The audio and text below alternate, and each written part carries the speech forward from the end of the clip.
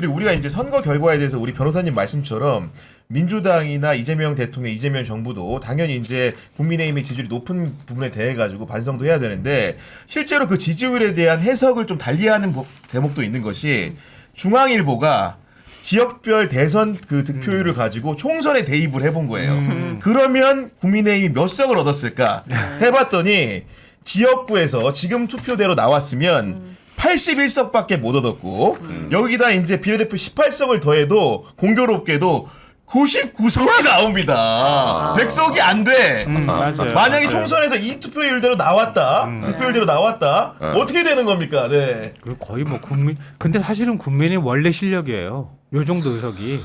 왜냐하면 영남 의석이 조금 더 보태는 거거든요. 영남 의석에 강남 의석 보태면 딱 요 정도 숫자가 나와요. 그러니까 국민의힘이 영남 자민련이라는 게 다시 확인이 된 거예요. 그러니까 국민의힘은 지금 당권 가지고 막 서로 지금 아기다투를 벌이고 있는데 네. 제일 먼저 해야 될 거는 윤석열 품에서 떠나야 되는 거예요. 내란 특검도 지금 뭐 통과가 안 되고 당론으로 이거 반대를 하는 판에 아니 윤석열 탈당했다는데 왜 윤석열 보호하겠다고 그래. 그러니까 아까 그런 의심하는 거지 우리가. 네. 자기들이 거기에 걸릴 것 같으니까 그렇다고 얘기를 하겠지만 그래도 어쩔 수 없어 사실은. 그걸 끊어내야지 되지. 근데 대구는 왜 이렇게 뻔뻔해요? 아, 대구 공항에 뻔뻔하다니. 지원해달라, 투자해달라, 바로 선거 다음날 요구하던데. 저는 누가? 대구에서요. 뭐 지역 차원에서 물어본다는 지역 거죠. 차원에서. 그래도 거기도 이제 20% 그렇지. 이상의 또 이재명 대통령을 지지한 분들이 있으니까 그런 분들이 잘 활동하기 위해서라도 여보세요. 그런 당근책이 좀 있어야 되는 거 아니겠습니까 이게. 아 진짜 대구 MBC 반성하세요. 대구 MBC 진짜. 대구 MBC가 반성을 해야 돼? 이거? 아 그럼 좀 제대로 좀 하세요 더 언론이. 아우, 아니 뭐 어쨌든 간에 이런 상황에서 재밌는 그러니까 우리 오 네. 선생님은 대구 시민들 주권자들이 본래 잘못된 게 아니고 언론이 좀 제대로 왜곡된 좀, 정보를 줘가지고 하면 좋겠다 투표하는데 이런 영향을 부정적 영향을 끼친다 이런 봐봐 생각을 여기저기 하시는 다 거죠. 힘들고 네. 뭐 대구백화점 다 죽겠다 우리 자식들도 다 죽겠다 뭐 죽고 살고 너무 힘들다 경제가 그러면서 김문수 찍은 거잖아요 60 몇 %가 저는 아이. 이런 게 진짜 내 삶과 내 생계보다 어떤 이념 이 색깔로 선택했다는 게 이해가 안 돼요 2025년도 아니 근데 정말 이런 그 어떻게 보면은 국민의 준엄한 심판을 받은 게 보면은 국민의힘인 건데 국민의힘이 아직도 정신을 못 차리고 지금 사후적으로 수습하는 과정들을 보잖아요. 너무나 코미디 같은 거야. 권성동 원내대표가 그만둔다고 했는데 비대위원들 사퇴한답니다. 김용태는 일단 자기 임기는 채우겠대 월말까지. 그게 결국은 서로가 서로를 못 믿는 상황이 지금 계속 되는 거거든요. 결국은 비대위원장을 세워가지고 전당대회를 치러야 되는데 친윤이 원하는 비대위원장이 되면 전대를 늦게 할 것 같고 만약에 친한계가 원하는 비대위원장이 되면 관리형 비대위로 잠깐 하고 이제 전당대회를 할 것 같으니까 그 아기다툼이 벌써부터 자중질환이 대단합니다 이게. 그러니까 서로 내부 총질을 하고 있는 상황이에요. 이게 자칫하면 깨질 수 있는 상황인데요. 이미 감정적으로 너무 감정의 골이 깊어요. 거의 원수 보듯 하잖아요. 이제 분당한다 안 한다 또 한번 맞춰볼까요? 네. 분당 네. 아니 그 또 이제 민주계열 유튜브 재밌다, 재밌다. 예, 보면 네. 변호사님 분당을 하겠죠. 하길래 그럴 가능성은 제로예요. 아 또 분당 가능성 제로입니까? 네. 절대로. 왜냐하면 국민의힘이라는 사람들은 온실의 화초잖아요. 평생 공무원 한 놈들이 무슨 용기 없어. 거친 벌판에 나가서 벤치를 맞아요. 해. 그건 불가능한 거예요.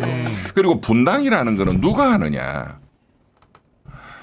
김대중, 김영삼, DJ 3김 정도 돼야 따라오는 의원들 직설들이 있지. 최소 10명은 돼야 분당이 폼 나는 거지. 이준석이 기 나가가지고 그거 아무것도 아니잖아요. 그건 이제 없어지잖아. 이런 건 분당은 아니잖아요.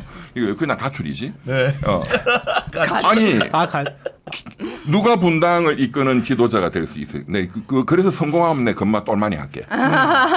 국민의힘에서 예. 국민의힘. 안락한 영남에 지금 갇혀가지고 그냥 이 그것만 지키면 사람들은 된다고 생각하는데 아니 3년간 지금 임기가 남아 있잖아요. 3년은 너무나 긴 시간이거든. 그때 가서 또 이렇게 하면 또 맞아. 어떻게 또 되는 거야.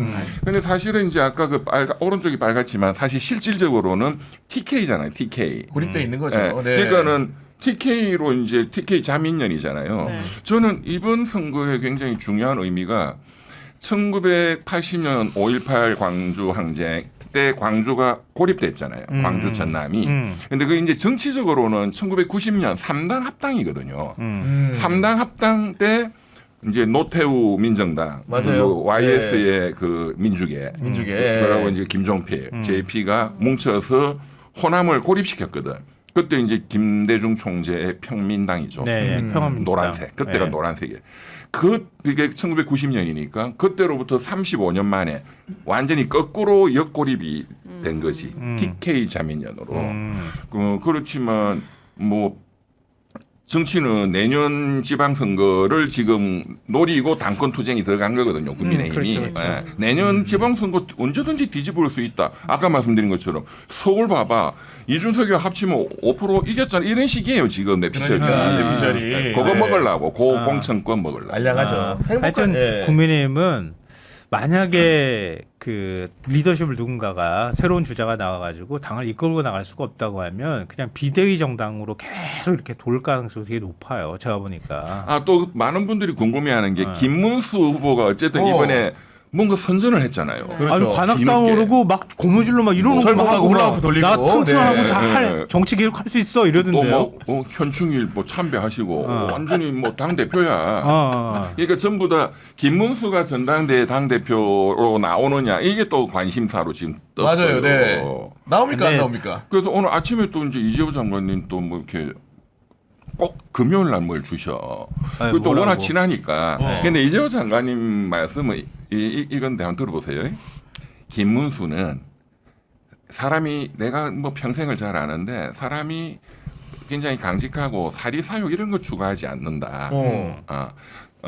그렇지만 김문수도 정치인이다. 그건 무슨 뜻이야? 나온다는 뜻이지. 당연하죠. 상황이 되면 출마한다. 상황이 되면 네. 그런데 나오는 상황이 될 거냐 이제 이거를 또 계산을 해봐야 되잖아요. 저는 안 될 거라고 봅니다. 저도 안 상황이 될 거라고 어렵다. 저도 안 될 거라고 보는데요. 정치야 개인은 뭐 죽을 때까지 죽어야지 끝나는 거거든. 정치는 이 네. 마약 중에 마약이기 때문에 절대로 못 끊어요. 마약이구나. 예. 그러니까 김문수 전 장관의 지지 기반은 당내에 별로 없어요. 그럼 자기 지지 기반은 거의 극우예요. 자기가 계속했던 것처럼 정광훈이지. 정광훈하고 그쪽 그룹이란 말이에요. 그 당에도 없는 그룹이 자기 지지 기반이에요. 그럼 자기 지지 기반이라고 하는 사람은 지금 영남에 있는 한때 윤석열 밑에 가가지고 줄 쫙 섰던 사람들이 지금 당 주류란 말이에요. 그리고 한동훈은 한 20명 정도 의원들 데리고 있는 상황이라고요.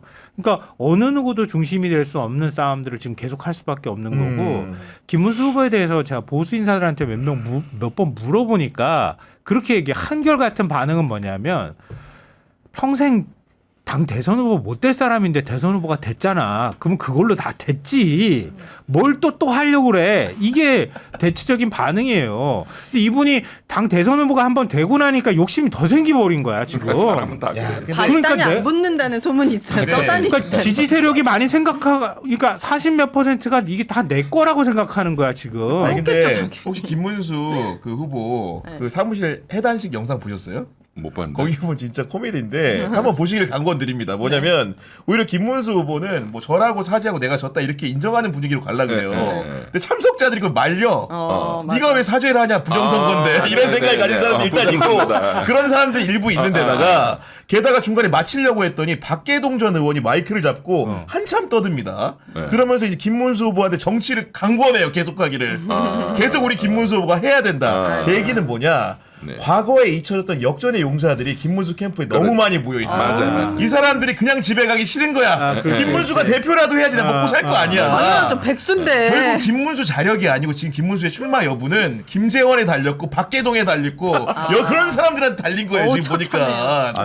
근데 어떻게 해야 됩니까 이거 도대체. 김재현 전 진짜. 의원도 너무 싫어하더라고요. 국민의힘 안에 사람들이. 왜냐하면 원래 계획은 사실은 이렇게 되니까 질 수밖에 없는 구도였던 거고 그래서 우리가 한독수란 카드를 준비해가지고 왔는데 그거를 김문수 후보를 속칭 말하면 꽃 익어가지고 이렇게 만들어놓은 판을 짠 사람이 김재원 전 의원이다. 뭐 이렇게 지금 얘기를 하고 있더라고요. 근데 그건 그건데 아까 제가 그 운동 사진 있잖아요. 그건 되게 의미심장한 거예요. 그걸 왜 뿌려? 왜 언론에다가 멀쩡히 관악산 올라와가지고 막 운동기구 하는 거를 왜 보여주냐고. 그러니까 매일 하는 건데. 네. 그러니까 아니, 그- 우리 행복한 여자님이 하세요. 우리 아들들도 현역 군대 갔다 온 20대인데요.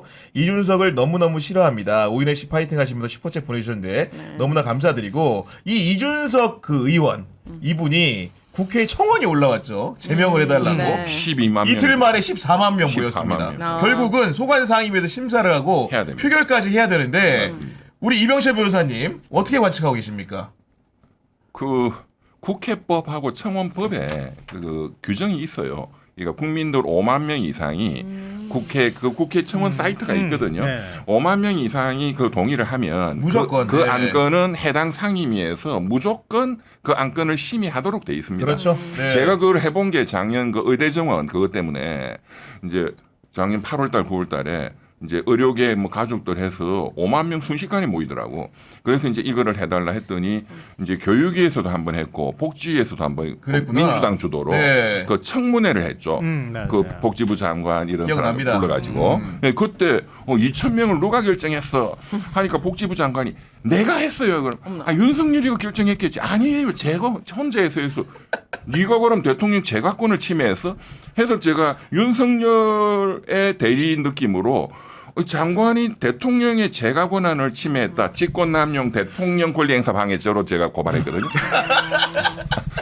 그때 해보니까 5만 명 이게 굉장히 중요한 거더라고. 네. 그래서 제가 방송 나와서 이제 이준석이 제가 응징 소송도 지금 수만 명인데 문자 보면 제 휴대폰에 지금도 비릿비릿비릿해요. 밤새도록 올려 문자로 네. 함께 하고 싶다고. 함께 참여합니다. 뭐 이제 본인 개인 정보하고 거기에 또 이제 한 마디씩 쓰시는 분들이 있거든요. 이준석이를 죽여주세요. 뭐 어떻게 해주세요. 나 그 광주 민주 항쟁 터진 놈 줄 알았어. 진짜 광주 민주 항쟁. 그만큼 진짜 정치에서 엄청나요. 사라져야죠. 네. 그러니까 이 친구는 그러니까 지가 쫄아가지고. 지금 민주당만 마음 먹으면 그냥 제명시켜버리면 되거든요. 3분의 2라고 하는데 분명히 국민의힘에도 200 꿍꿍이가 다른 사람이 좀 당연히 많지. 있을 거거든 아마도. 있겠죠. 이게. 너무 아이고, 두려운 거지. 아니, 자기 말은 잘못했다고 사과했어요. 그래가지고. 사과로 아니, 끝날 그걸로 되는 게 일입니까? 아니지.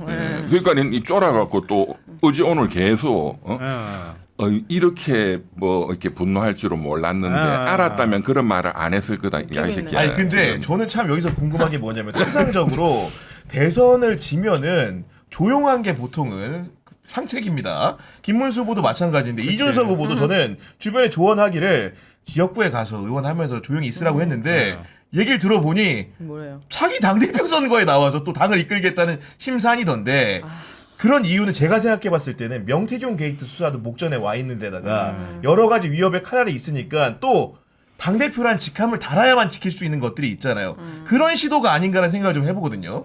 근데 뭐 집단에는 그런 걸 방패막이로 하고 싶은 잔머리겠죠. 근데 뭐 그까지 그 개혁신당 그거 당 같지도 않은 거 그 무슨 방패막이가 되겠어요. 또 이게 왜 그러세요 지금? 아니 근데 중요한 거는 검찰하고 어쨌든 지금 경찰에서 지금 수사하고 있는 게 너무나 이제 심각한 여러 게 건이 있죠. 네. 명태균 김건희 거기에 걸려 이게 제일 또 심각하잖아요. 또 그 내용은 또 명태균 사장이 또 다 풀었어 가서. 공천 개입이요? 예, 예. 그랬구나. 네. 그리고 작년 총선에도 그 김상민 검사인가 하는 오, 맞아. 그 공천 개입했잖아요. 네. 그거는 이제 김건희지 이게 그건 김건희랑 이준석은 관련된 아닌데. 이준석은 근데 아니지. 공천 개입 이 덩어리가 굉장히 큰 거거든요. 이 사건이. 그리고 윤석열하고 바로 연결되니까 이 공소시효도 윤석열 공무원 공범이니까 공소시효 10년 이렇게 팽팽하게 검찰이 살아있죠. 네. 했기 때문에 이거 하나만 제대로 걸려도 구속이에요. 근데 이거 말고 수없이 제가 고소 고발한 것만 해도 7건이야. 네. 내가 다 고발인 조사를 받고 있죠. 네, 그런 상황인데, 야, 우리가 이제 어쨌든 이재명 정부의 등장을 통해서 정말 좋은 일들도 많은 반면에 윤석열 정부의 악행들도 하나하나 새롭게 드러나고 있는데, 우리 오윤혜 씨랑 정말로 가까운 최강욱 네. 그 전 의원 있잖아요. 네. 이분에 대해 가지고 방첩사에서 사실상 그분의 인맥을 털어서 군 법무관, 쉽게 얘기하면 군 검사와 그리고 군사법원에 있는 판사들 중에서 최강욱과 친한 놈이 누군지를 따져봤다는 건데, 오윤혜 씨.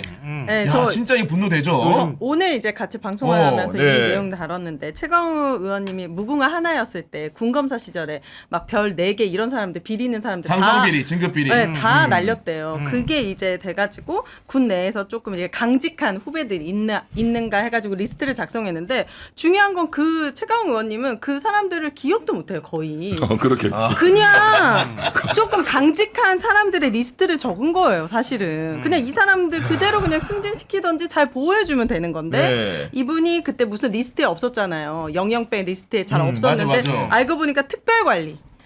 특별관리로 방첩사령부가 아예 그냥 오. 라인을. 그러니까 윤석열 김건희 유니버스는 최강욱 중심으로 돌아갔던 것 같아요. 그러니까 뭐가 초반에도 최강욱을 사실 상대로 그렇죠. 해서 굉장히 많은 왜냐면 공격들을 이어갔죠. 김건희 네. 도이치모터스 그 최현순 다 최강욱 의원님이 다 고발한 거. 고발하고 이번에 다 알려진 그 항고도 거잖아요. 하고 그러지 최강 않았습니까? 의원 네. 배지가 떼진 게 바로 그저 윤석열 맞아요. 검찰이 그렇게 해가지고 제일 먼저 맞아 뗀 재소해가지고 거잖아요. 악착같이 네. 해서 떼놓은 거잖아요. 그 조국 그것 때문에 배지가 날라갔나? 뭐 그쵸 때문에? 그거. 맞아 그 네, 공사 아들. 조국 네. 아들. 네, 관련해가지고. 공사와 관련해가지고 허위로 했다 뭐 이렇게 네. 해가지고 했던 건데. 근데 윤석열이나 그 윤석열 스타일의 검찰 그간의 수뇌부들은 최강욱 의원에 대해서 굉장히 모멸적으로 얘기를 하더라고. 그래요? 네. 내가 좀 이게 방송에 말하기는 좀 그런데 최강욱이가 뭐 사법고시 붙었어 이런 식이야. 무시한다. 서울법대 나온 놈이 이런 식이야. 아. 야 진짜 굉장히 너무 저렴하다. 아예 그냥 네. 지금 그러니까 나 듣기가 좀 우리는 그 검사들을 그렇게 저열하다고 그러니까. 생각하는데 진짜 돈이면 다고 빼기면 다고. 그래서 내가 듣기 싫어가지고 그래서 너 임마 행정고시 붙어봤어? 갑자기. 둘 다 붙었으니까. 자, 어디 지풀도 아닌 놈이 검찰 개혁 확실히 해야 킥소리도 됩니다. 못하지. 아. 아니 그런 상황인데 저는 어이가 없네. 윤석열이 진짜 이해가 안 되는 거. 윤석열과 관련해서는 좀 더 수사를 해봐야겠지만 윤석열이 졸개들이 이렇게 뒷조사를 한 거잖아요. 네. 블랙리스트 사실상 한 거 만든 거 아닙니까? 네. 그렇죠. 그게 본인이 박근혜 특검할 때 수사했던 영역 중에 하나예요. 그리고 추가로 나오는 게 뭐 혹시 사이버 사령부를 이용해 가지고 이제 그 선거에 개입하는 댓글을 단 게 아닌지라는 의심을 받고 있어 가지고 지금 공수처가 수사를 하고 있다는 보도가 나왔는데 그 보도 내용이 사실이라고 한다면 윤석열 검찰에서 문재인 정부 때 수사했던 게 사이버사 댓글 조작 의혹이야. 결국 남들이 벌한 죄를 가지고 지가 똑같이 이제 그 정부에서 그런 행태들이 일어났다는 게 네. 도무지 이해가 안 가요, 솔직히. 주특기예요 예. 윤석열은. 보니까 자기가 조사해서 정가 이거 괜찮은데 그 사람 데려다가 기용하고 그 범죄 그대로 해서 누군가를 괴롭히고. 맞아. 진짜 윤석열의 특기예요. 맞아. 아니, 절로 한숨이 나옵니다. 검사와 범죄자의 경계가 없는 거예요. 범죄자잖아요. 그래서 윤석열은 그러니까 내란 수계. 수사를 하면서 범죄자의 수법을 배워가지고 자기가 써먹는 거 네. 상상하기가 어려운 건데 네. 그러니까 이걸 기질로 봐야 되나 아니면 뭘로 봐야 되는지 모르겠는데요. 그러니까 지금 얘기하신 것도 지금 내란 특검이 제일 중심에 놓고 지금 수사해야 될 부분이 윤석열이 있고 김용현이 있고 그다음에 지금 방첩사로 얘기하면 여인형이 있는 거 아니에요. 이거 어디까지 셋이서 왔다 갔다 얘기를 해먹었는지, 주고받는 예. 그게 안 나와 지금. 그러니까 노상원이가 입을 꾹 닫고 있어가지고 그걸 또 정보사 출신이라 그래가지고 원래 정보사가 그런 거 중요하게 생각하잖아요. 입을 잘 안 여는 거야 지금. 그래서 수사가 거기에 막혀 있는 거예요. 그러면 지금 나와 있는 것처럼 블랙리스트가 진짜 있었는지 그렇게 해서 일종의 군 검찰 라인들, 군 법원들까지 우리가 싸그리 정비를 해놓겠다고 생각했을 수 있는 거거든요. 맞아요. 계엄하려고. 계엄하면은 군 검찰이 기소하고 군 법원에서 최종적인 판단을 그렇습니다. 하는데 우리가 못 믿을 놈들 갖다 놓으면 안 되잖아. 그러니까 뭐 최강욱 라인이라고 분류되는 군 검찰 인사나 판사들 전부 다 싸그리 정리해버려. 이렇게 가지고 리스트를 만들었다는 거 아니에요. 그럼 그걸 계엄 선포 전에 사전에 했다는 얘기는 굉장히 치밀하게 미리 준비해놨다는 얘기가 되는 거잖아요. 그 포고령 안에 들어가 있는 것처럼 다 그럼 처단하겠어? 그게 다 그런 사람들이 하는 거란 말이에요. 그 제가 지금 이 시청자들이 좀 아셔야 될 것 같은데 이번 그 특검 규모가 너무 크다. 또 이렇게 프레임 짜요 지금. 조선일보 이런 이름 언론에서 거에서. 그런 주장하고 나옵니다 지금. 네. 검사가 120명이라 하잖아요. 세 개 합쳐가지고. 세 개 다 합쳐서. 직원 근데 규모라고. 지금. 내란 특검에 60명, 네. 김건희 특검에 40명, 최혜병에 20명. 네. 근데 김건희 것만 봅시다. 김건희 그 많은 범죄를 지금 연말까지 끝내도록 돼 있거든요. 그러니까. 거의 보니까 170일 뭐 이렇더만 150일. 그러니까. 시간이 굉장히 짧습니다. 네, 짧아요. 이게 너무 많기 때문에. 진짜 이거는 산수하면 됩니다. 예. 그 16개 의혹이잖아요. 그러니까 40명이잖아. 나누면 한 개 의혹당 2-3명밖에 안 되는 거야. 담당 검사가. 그렇지. 맞잖아. 의혹이 많은 걸 어떻게 해. 그런데 비교를 해보면 우리 박근혜 최순실 특검 이 100명이었거든요. 맞아요. 근데 박근혜 최순실 특검은 그때 수사할 게 사실 별로 없었어요. 검찰에서 한번 초벌로 해서 보냈지. 그것도. 예. 이거하고 비교하면은 그거는 진짜 별 것도 없었어. 근데 지금 이거는 엄청나게 수사할 게 많고 하기 때문에 근데 시간적으로도 짧은데 인력도 이게 작아요.